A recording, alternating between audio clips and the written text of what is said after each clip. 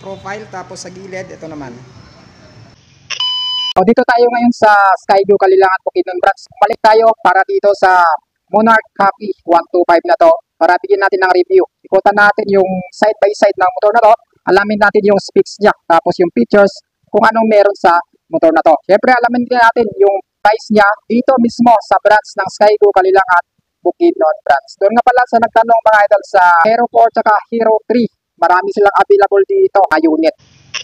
Binubuo ito ng 124.5cc displacement. Ito ay naka 4-stroke, naka 2 valves, naka carburetor type system, at ito ay naka air cooled. Single cylinder, at ito ay naka post rod type engine. So asahan natin kapag post rod type engine talaga mga idol, S-torque talaga ang motor na yan. Tapos meron talagang konting vibration dyan. Pero may solusyon naman tayo dyan. Pagpalit lang tayo ng sprocket combination para mas mabawasan natin yung vibration ng makina. Kaya mag-produce ng power output ng hanggang 9.6 horsepower sa kada 8,500 RPM. So may torque siya or arangkada 8.6 Newton meter at 7,000 RPM. So pagdating sa headlight niya, eraser yung dating.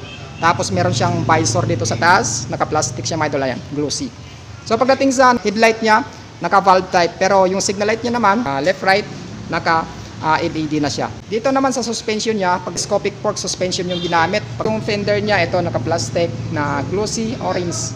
So ang ganda ng pagkakulay niya. Tapos meron na rin siyang rubber dito. Pagdating naman sa horn, ayan, naka-open lang siya, kaya asahan natin na mas malakas yung boses nito. Dito sa ilalim, naka-stainless, syempre naka-rimset siya. So asahan natin kapag rimset yung isang motor, naka-tube type pa lang. So ang ganda ng pagkagawa dito ng hub niya. So dito naman sa gulong niya, meron siyang sukat na 2.50 by 17. Yung gulong na ganito sa harapan mga idol is for balancing talaga. Naka-brand ng Yuanqing. Meron na rin siyang lock dito sa manibela kung gusto mong i-lock. May susian siya dito, pwede mong i-lock kapag iniwan mo doon sa matataong lugar para hindi basta-bastang mananakaw.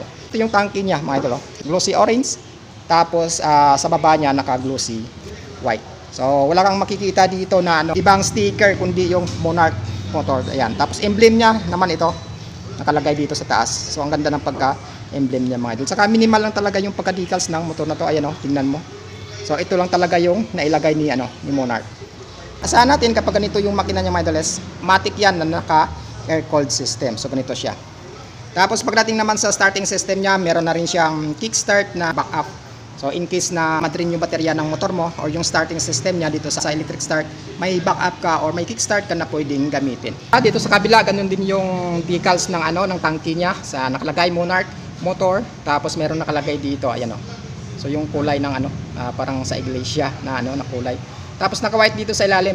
So yung tangke na to is maabot ng 9 liters tank capacity mga idol yung laman niya. Ating sa fuel consumption niya, rin kasi 42 km na abutin.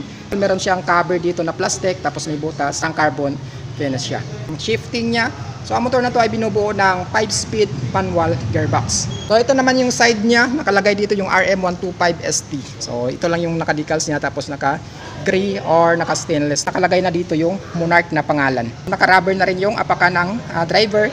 Tapos meron na rin siyang side stand, ordinary lang walang kill switch. Dito naman sa niya, sa chain niya, meron na rin siyang cover. So ito na mga idol, plastic lang. Pero goods na yan para yung chain hindi basta-basta madudumihan. So meron na rin siyang apakan ng angkas mo. So hindi naman siya ma-vibrate. Pagdating naman sa suspension niya sa likod, ito naka dual coil spring, isa sa kabila, isa rin dito sa kabila. So wala siyang nakalagay na na halimbawa na extra yung katulad sa iba na may extra. So ito kasi hindi naman pampasadang motor, kaya wala siyang extra na paglagyan dito ng suspension. So goods na to kasi ito ay cafe racer na motor, pamporma talaga. Cover talaga yung makina na hindi talaga basta-basta aabutan ng dumi. Pagdating sa gulong niya sa likod is meron siyang sukat na 3.00 by 17. So standard siya mga idol, so tamang-tama lang. Naka-rim din.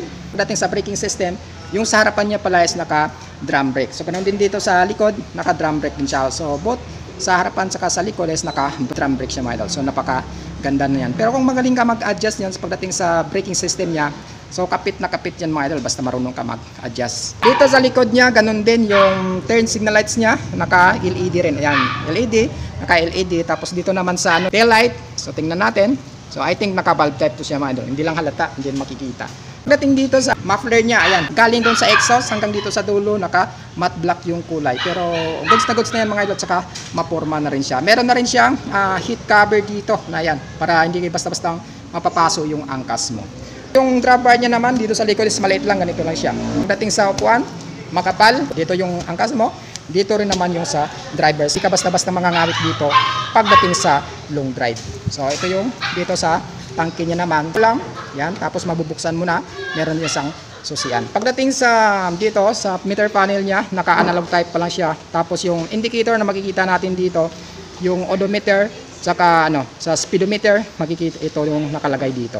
So I think meron din itong neutral indicator dito kapag naka-activate siya mga idol. Hindi lang natin ma-activate kasi wala siyang susi. Pagdating naman dito sa buttons, dito sa kanan, andito yung choke niya nakalagay. Ayan, choke, baba natin. High beam, low beam, nandito. Tapos dito yung turn signal lights niya, left and right. Tapos busina, meron na rin siyang hazard lights. So ayan mga idol. So hazard yan. Sa kabila, meron na rin siyang buttons na ito. Engine on and off, switch. Headlight niya, so off, tsaka on. Tapos may starting system siya na electric start. So bukod sa electric mga idol, meron na rin siyang kick start na nakalagay dito. Tingnan naman dito sa price ng motor na to, itong si Monarch Coffee 125 mga idol, meron siyang spot cash or meron siyang cash na 50,000 pesos. Kung installment, magda-down ka lang ng 3,000 pesos. Tapos yung monthly nito sa loob ng 3 years is 2,575. Tapos sa 2 years na naman is 3,270. Tapos sa 1 year is 5,251. So meron na siyang rebates na 300 pesos. So kung interesado ka sa ganitong motor mga idol na Monarch 125 is available na yan dito sa Skygo Kalilangan, Bukidnon branch. So bumisita na kayo dito mga idol kasi meron siyang available na isang piraso.